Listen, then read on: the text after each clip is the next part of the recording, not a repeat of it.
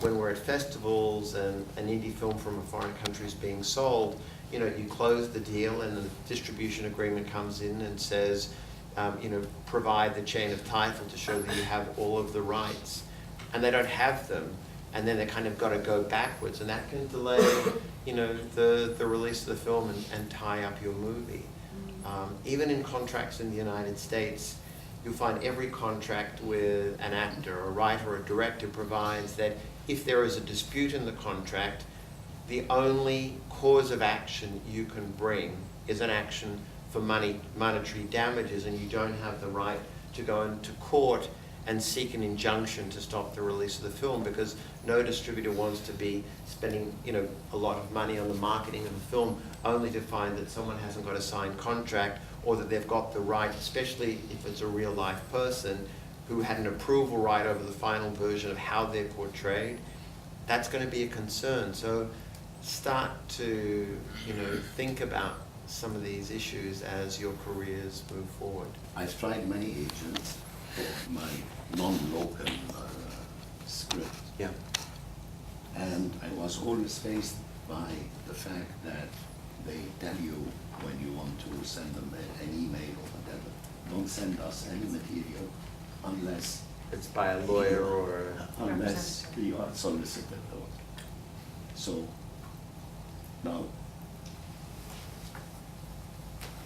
how do we get an agent? It's look. The reason that production companies and agents do that is because they're getting submitted material all of the time, and you may submit an idea for. You might have a screenplay that you submit that is thematically the same as 2 other scripts that they're already involved with. So what they don't want is for you to have submitted your script. They send it back to you, and then the film comes out, and you say, wait a minute, I sent you this script, and this is exactly my story. So one of the reasons they asked and don't accept unsolicited material is that they're trying to create a level of protection from themselves. It is a challenge. I mean, I think the way that you can try and get around it is, you know, try and find someone else who may have a relationship with the agency who could submit it to you. What young filmmakers do in the United States is they become friends with the assistants to the agents, because the assistants are the ones who, I have to say, are reading 90% of the material. And trust me, they read so much because their aim is to find that hidden gem that they can then go to the person they work for, and that's how they're then going to get elevated as an agent themselves. So people try every conceivable way possible, you know, to find a point of entry. It's not easy. You just have to try and keep. So you're telling me, don't give me your script. You won't. I'm not telling you don't send me your script, but look, the reality is, you know, when agents are looking to represent screenwriters, they're also interested to see if you've had a body of work beforehand or some other work that's been produced. It's not easy for a first-time screenwriter to get representation. Yeah. It happens. I mean, I represent a writer who's now been writing for 14 years, and 14 years ago he was working in a supermarket in New Jersey as a food stacker. Yeah. And somebody read one of his scripts and sent it to me and said, look, you should read this kid, he's a great writer. And I read the script, and it just completely blew me out of the water. And I thought, wow, this is a great action script. And I was representing the director, Tony Scott, at the time, and I took the script and I sent it to Tony, and I said, you need to read this.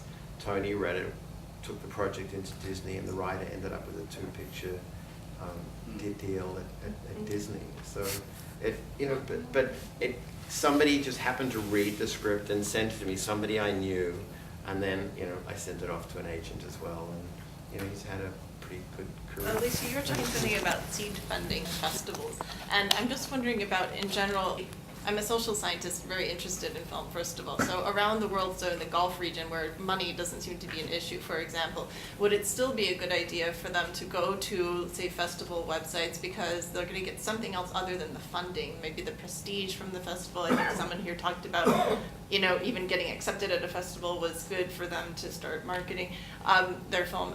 And is there something about going to festivals for funding that's unique, you know, instead of going to a bank or having your family funded, or, you know, if money itself is not an issue, is there something else that they're getting from going to the festival? Yeah. I wouldn't say no. Yeah.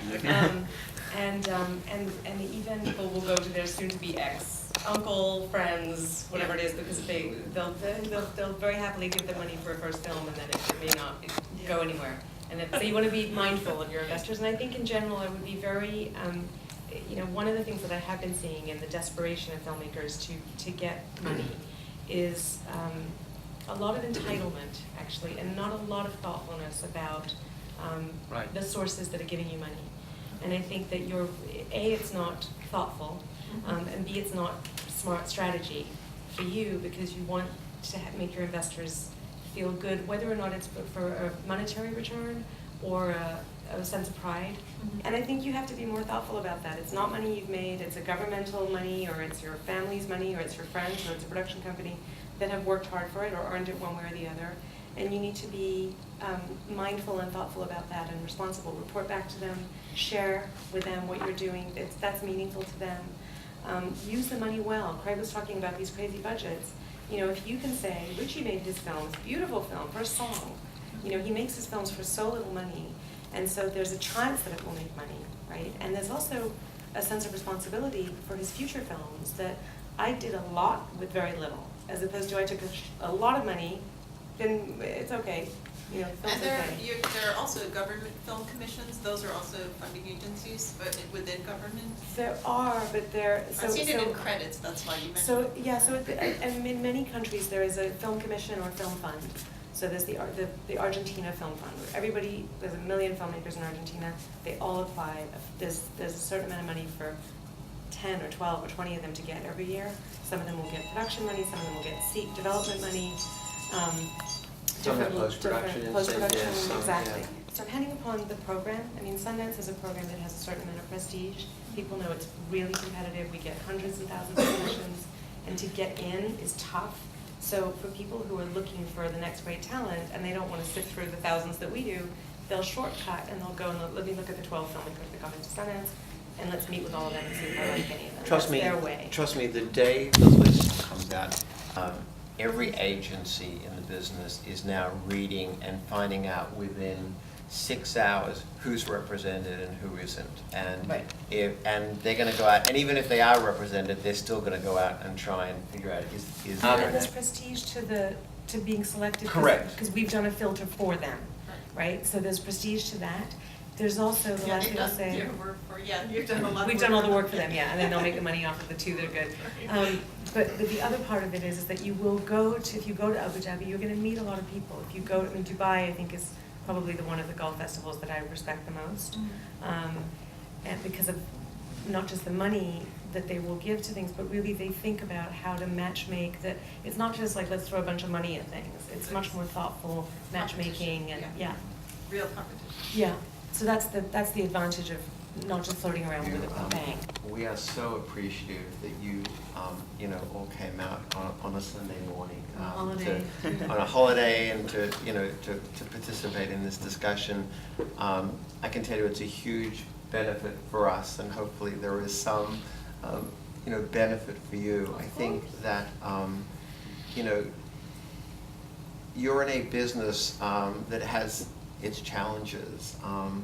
But if you have a great vision and a great voice, I truly believe it's only a matter of when and not if. And your counterparts around the world are having the same issues, the same challenges that you're facing. If you think about the number of young filmmakers in America, where you've got a population of a lot of people wanting to engage in this business, competition is high for them as well. And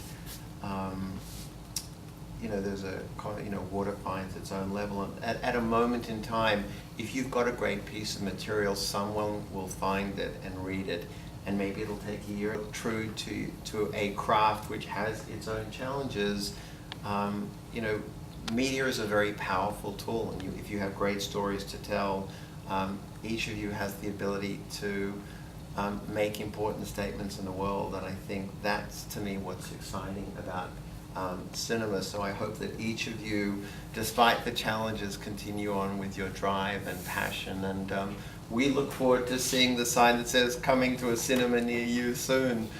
So thank you so much for taking the time to join us this morning.